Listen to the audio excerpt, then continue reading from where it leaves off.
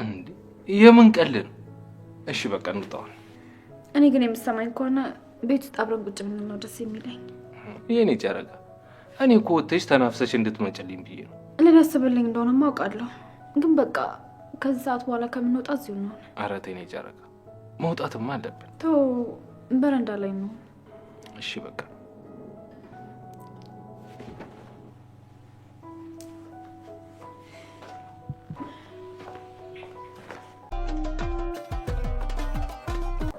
ወይኔ ናታን፣ ቅድም ጮኩብሻል።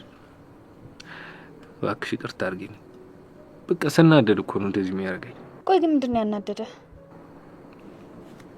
ያው ስለምቀና ነው የኔ ጨረቃ። እንዴ ማለት ለምን ትቀናለህ? እኔ እኮ ቤቴን ሙሉ አይደል እንዴ? በቃ ተይው እሺ። ለምን ጀምረህ ትተዋለህ? እባክህ ናታን በግልጽ እናውራ።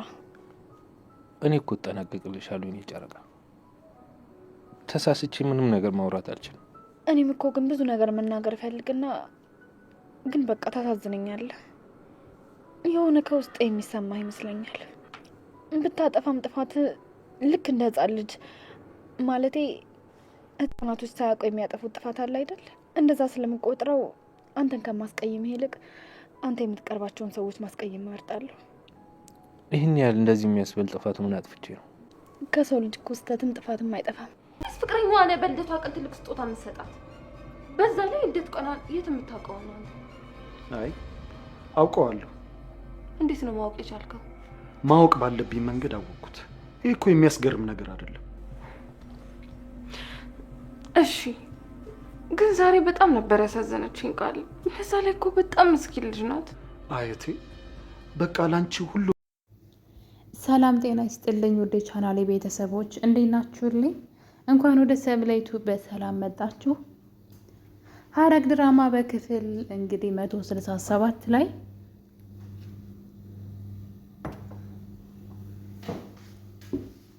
የቃል እህት እንግዲህ ጓደኛዋ ያኔት የተደበቀችበትን ቦታ ፈልጋ ሄዳለች። በባለፈው ክፍል ካያችሁ እነ ኤፍራታ ቤት ነበረች። የእነ ኤፍራታ በር ድንገት ተንኳኩቶ የሆነ ደብዳቤ በር ላይ ተቀምጦ ነበር። ያን ደብዳቤ እንግዲህ ማን እንዳስቀመጠው አናውቅም። ያኔት ናት ብለን እንዳንል ያኔት እዛ ቤት ውስጥ እንግዲህ ታሽጋ ነው ያለችው፣ በቃል ትዕዛዝ መሰረት ማለት ነው። ቃል ልጁ ካልተገኘ አለቅሽም ብሎ እዛ ቤት አግቷት ነው ያለችው። ስለዚህ ለዛ ለነ ኤፍራታ ያን ደብዳቤ ማላከው የሚለው ነገር ትንሽ አስደንጋጭ ነው። ምናልባት ገነት ትሆን እንዴ የልጁ ሞግዚት ማለት ነው። ምክንያቱም ልጁ የት እንዳለ እሷም ልታውቁ ስለምትችል ብቻ ማን እንደላከው የማይታወቅ ወረቀት እነ ኤፍራታ በር ላይ ተገኝቶ ያንን ነገር እንግዲህ እነ ኤፍራታና ጽዮን አንብበውት በነገሩ ቢረበሹም የቃል እህት ግን ወረቀቱን በመንጠቅና ይዛው ወደ ቤቷ በመሄድ ወዲያው እንግዲህ ያኔት ወዳለችበት ቦታ ነው ሄደችው። ስለዚህ ከዚህ አንግል ከወረቀቱ ጋር ያኔት ግንኙነት አላት ወይ? ምክንያቱም ያኔትን ያገኘቻት እዛ ወረቀቱ ላይ በተጻፈው አድራሻ ነው የሚመስለኝ። እናም ቀጥታ ወደ እሷ እንግዲህ ወዳለችበት ቦታ ሄዳ ነበረ። እናም ልጅቷ እንግዲህ ማስመሰልን ቀጠለች። ጓደኛዬ እንኳን መጣሽልኝ፣ እንኳን ደረሽልኝ፣ ከዚህ እስር ቤት ልታወጪ ነው እያለች ብትጮህም እሷ ግን እንቅ አርጋ ይዛት ልትደበድባት ብትሞክርም ያኔት ትደበድባታለች። እንግዲህ ሁለቱ ይደባደባሉ እና በመጨረሻ እንግዲህ በጣም ጎርታት ነበረ ራሷን እስክትስት ድረስ። በመጨረሻም ያኔት ከዛ ክላስ ወጣ ሄዳ ነበረ። ብታመልጥ ጥሩ ነበረ፣ ነገር ግን አላመለጠችም። መልሶ ቃል ተከታትሎ ይዟታል። አምልጣቢውን ግን ከናታን ጋር ትደራደር ነበረ። ናታንም ልጁን በቀላሉ መንገድ ያገኛል። ነገር ግን አሁን ላይ ቃል በጣም ባደገኛው ሁኔታ እየተንቀሳቀሰ ይገኛል። እንደምታውቁት በሀሳቡ ሁሉ ኤፍራታን ነው የሚያስበው። እንዴት አድርጎ በልጁ አስፈራርቶ የራሱ እንደሚያደርጋት እያሰበ ያለው ቃል አሁን ላይ ልጁን ሳገኘው ቀጥታ ዝም ብዬ አልሰጥም፣ የልደቷ ቀን ነው ሰርፕራይዝ ማደርጋት እያለ ነው እንግዲህ። እኔ እኮ ድፍረቱ ነው የሚገርመኝ። ማለት አንዲት ባለትዳር የሆነችን ሴት እንዴት ነው እሱ ስለፈለገ ብቻ እሱ ጋር የምትሆን እንዴት ቢያስበውን ምን አይነት ጅላንፎ ቢሆን ነው ማለት ነው። እና እንግዲህ ናታን በጣም ከፍተኛ የሆነ የቤት ስራ ይጠብቀዋል ማለት ነው። እንደሚታወቀው እንግዲህ ናታንና ኤፍራታ አሁን ላይ ሁለቱም እርስ በርስ እየተጠራጠሩ ማለት እሷ እሱን ትጠረጥረዋለች፣ እሱም እሷን ይጠረጥራታል። ሁለቱም ጋር ግን የተጣራ ነገር የለም። በእርግጥ ኤፍራታ ጋር ያለው ነገር የማስቀናት ስራ ስለሆነ በግልጽ የሚታይ ነው። የናታን ግን ምን እንደሆነ እንኳ ሳታውቅ ለምን ልጅቷ እንደሚያወራት እንኳ ሳታውቅ እንዲሁ ከመሬት ተነስታ እሱን ለማናደድ ብላ እንግዲህ ከቃል ጋር በጣም መቀራረብ አብዝታለች። ይሄ መቀራረባቸው ደግሞ ኋላ ኤፍራታን እና ትዳሯ ላይ ችግር እንዳያመጣ በጣም እየፈራሁ ነው። በዛ ላይ ልጃቸው አሁን የት እንዳለ እንኳ አይታወቅም። ልጃቸው እንግዲህ ሉሊትም አልወሰድኩም ብላለች። በእርግጥ ያኔት የደበቀችው ነው የሚመስለኝ። እኔ ያኔት በጣም ኃይለኛ ሴት ናት። በዛ ላይ ቃልን ተወደው ስለነበረ ቃል ደግሞ እሷን ሳይሆን ኤፍራታን ወዶ እንደማይፈልጋት ስለነገራት በተደጋጋሚ እሱን ለማጥመድ ብላ መድኃኒቱ ስትሰጠው የእንቅልፍ መድኃኒት አይተናል። በዛ ላይ እህቱን ከአንዴም ሁለቴ ነው ያሳገተቻት። ያ ማለት ልጁንም እሷ ልታሳግተው ትችላለች ብዬ አስባለሁ። እሱን መበቀል ስለምትፈልግ የኔ ኤፍራታ ልጅ እሷ ጋር ያለ ይመስለኛል።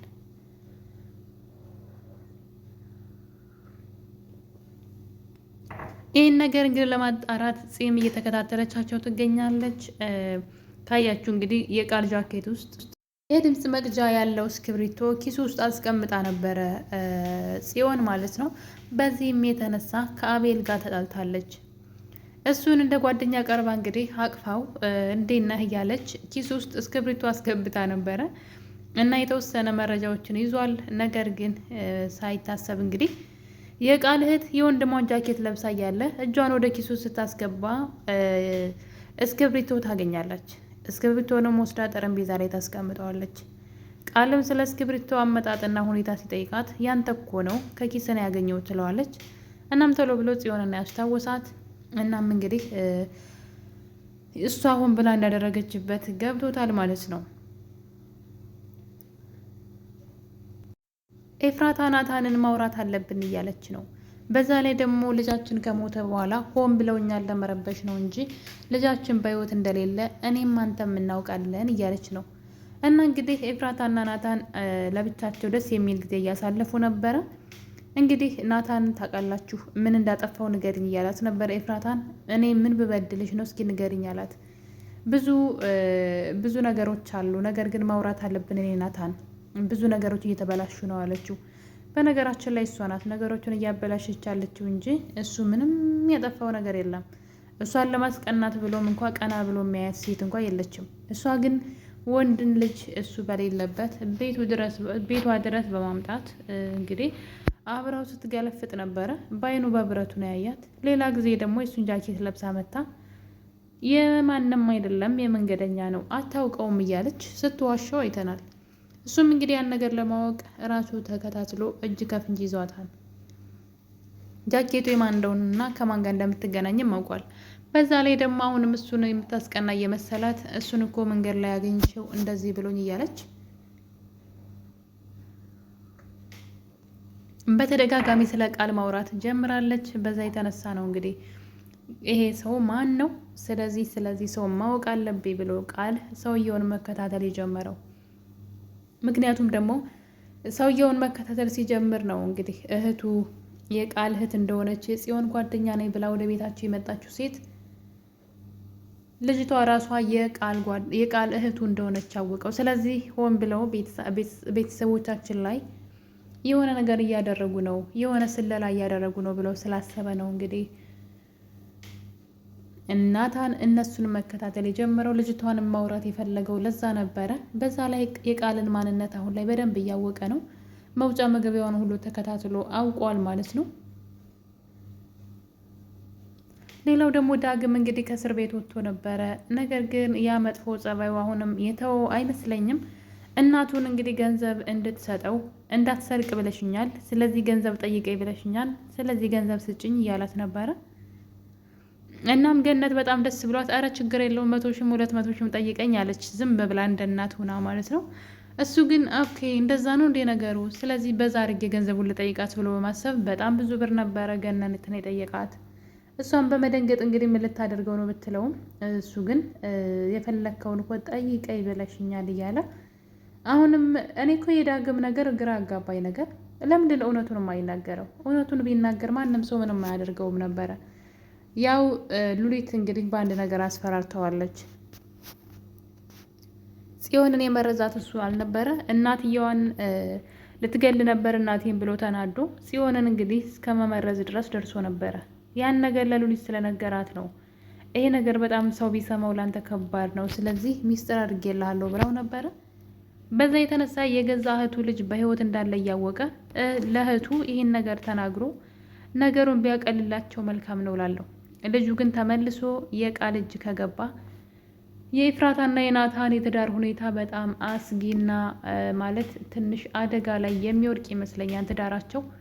ምክንያቱም በዚህ ነገር ቃል ሊጠቀምበት ይችላል። ምናልባትም ለጊዜውም ቢሆን ሊያጣላቸው ይችላል ብዬ አስባለሁ ናታንና ኤፍራታን። ሉሊት ምጋቤ ሄድ እንደዛው ገንዘብ ትጠይቃለች፣ ያኔትም እንደዛው። ስለዚህ ወንድምየው ግን ቢናገር በቀላሉ ናታን ልጁ የት እንዳለ ማወቅ ይችላል ማለት ነው። ስለዚህ ዳግም እውነቱን መናገር አለበት። ሀረጎች እንግዲህ አሁን ላይ የኤፍራታ የልደት ቀን እየደረሰ ነው። የዛን ጊዜ በጣም የሚፈነዳ ትልቅ ቦምብ አለ። ቃል የዛን ቀን ምን ሊያደርግ ይችላል? ልጁን ካገኘው ቀጥታ የልደቷ ቀን እንግዲህ የህይወቷ ትልቁ ማለት ምንም ያው ልጅ ነው። አስቡት እንግዲህ ምንም የማይባልለት ምንም ነገር የምተውለት ልጅን ያክል ነገር በህይወት አለ ተብላ ስትሰጥ እንግዲህ ኤፍራታ ምን ልትሆን ትችላለች? እንደውም ባሏን ለልደት የምንድነው ስጦታ ብትሰጠኝ እያለች ካሁኑ ጠይቃውም ባልና ሚስቶች ልደት አያከብሩ፣ ሰው ከተጋባ በኋላ ልደት አያከብርም እያለ ያው እሱ ራሱ ለሚስቱ የሆነ ሰርፕራይዝ ይኖረዋል። ነገር ግን ቃል የሚያደርገው ነገር ግን በጣም ከባድ ነው። ልጁ እንግዲህ የኤፍራታ ልጅ ብቻ አይደለም የናታንም ልጅ ነው። በእርግጥ ግን የዛን ቀን እንግዲህ በጣም ብዙ ነገሮች የሚፈጠሩ ይመስለኛል። የኔ ውድ ቤተሰቦች ሀረግ ድራማዎች እንግዲህ በምዕራፍ 2 አሁን ላይ እዚህ ደርሰዋል ማለት ነው። ያው ብዙም ዋና ዋና ተዋናዮቹ ያፌትና እንዲሁም ደግሞ ቤዛ ባይኖሩም ማለት ነው። ያፌትና ቤዛ የድራማው ትልቅ ድምቀቶች ነበሩ። በተለይ ያፌት ማለት ነው የሚሰራው ስራ እንግዲህ ሁሉንም ነው የሚያተራምሳቸው። አሁን ላይ ድራማው ትንሽም የኤፍራታና የናታን የትዳር ሁኔታን እያየን ነው። ደስ ይላል። ያው ግጭት ማለት ሁሌ ፍቅር ብቻ አይደለም፣ ትዳር ውስጥ ግጭት አለ። እንደዚህ አይነት ክፍተት ይፈጠራል። በጣም ብዙ ነገሮች ትዳርን እንቅፋቶች አያጡትም እና እንዴት እንደሚወጡትም እያየን ነው። ከዛ ውጭ ያለው ግን ብዙም የሚስብ ነገር የለውም ሀረግ ላይ። ምክንያቱም መጀመሪያ በምዕራፍ 1 በጣም ምርጥ ነበረ። ዛሬ ደግሞ አዲሱ ምዕራፍ ራሱ ጀምሮ ያፌት እስካለበት ፓርት ድረስ በጣም አሪፍ ነበረ። ያፌት ከወጣ በኋላ ግን ብዙም ያን ያክል የሚታይ ነገር የለውም። ስለ አንድ ነገር ነው፣ ያው የኤፍራታና የናታን ልጅ እስኪገኝ ብቻ ነው። እና ውድ ቤተሰቦች እንግዲህ ሀረጎች ክፍል 167 ደርሰዋል። በቀጣይ እንግዲህ ምን ሊፈጠር ይችላል? በጣም አጓጊ ነው። ምክንያቱም ጺም አሁን ላይ ቃልን እየተከታተለች ትገኛለች። ከማን ጋር እንደሚውል ምን እንደሚያደርግ በተለይ ከሉሊት ጋር ስላለው ግንኙነት፣ በዛ ላይ ወንድምየውን በዚህ በኩል ደግሞ እንደዚሁ እያጣራ ነው። በቀጣይ ክፍል በሀረግ ድራማ በክፍል 168 ምን ሊፈጠር ይችላል? ቃልስ የኤፍራታን ልጅ እንዴት አድርጎ ነው ሊሰጣት የሚችለው? ማለት ከእሷስ ምን ሊፈልግ ይችላል? እንዲሁ ዝም ብሎ ሊሰጣት አይችልም ብዬ አስባለሁ። ብቻ አጓጊ ነው። በቀጣይ በሌላ በአዲስ ቪዲዮ እስከምንገናኝ ድረስ ሁላችሁንም እወዳችኋለሁ። ለቤቴ አዲስ የሆናችሁ ሰብስክራይብ በማድረግ ቤተሰብ ሁኑ። ነባሮች ደግሞ ሼር እና ላይክ አድርጉልኝ። የዛሬን አበቃን። በሌላ በአዲስ ቪዲዮ እስከምንገናኝ ቸር ቆዩልኝ።